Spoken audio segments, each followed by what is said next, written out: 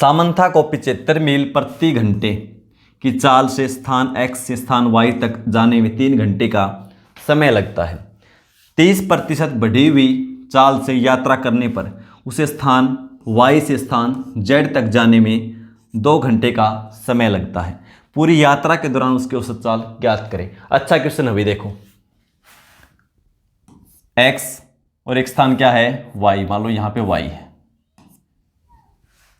फिर एक स्थान और क्या है Z, यानी Y से Z, तो Z हमने यहां पे मान लिया। 75 मील प्रति घंटा की चाल से स्थान X से स्थान Y तक जाने में 3 घंटे, तो यहां से यहां जाने में 3 घंटे और Y से Z जाने में 2 घंटे का समय लगता है।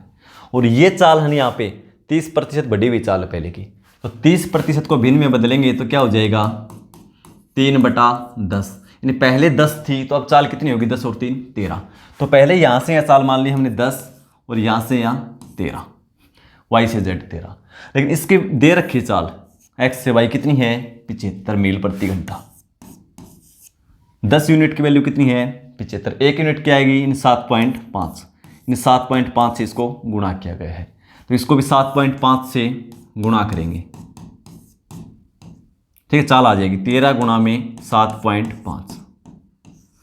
अब औसत चाल कैसे निकालेंगे, कुल दूरी बटा कुल लिया गया समय, ठीक है, कुल दूरी बटा कुल लिया गया समय। तो कुल समय तो हमारे पास है 3 और 2 5 घंटे, कुल दूरी निकालेंगे। उसके लिए देखो पहले क्या है, कुल दूरी कैसे निकालेंगे, यदि यहाँ 3 घंटे का समय लिया और स्पीड क्या थी 75 मील प्रति घंटा, तो 3 से गुणा कर दो, कितना आ जाएगा 225 मील, ठीक है। यहाँ देखो चाल कितनी होगी 13 गुणा 7.5 और समय कितना लिया 2 घंटे का, ये तो चाल है तो ये समय है, तो 2 से गुणा कर दो।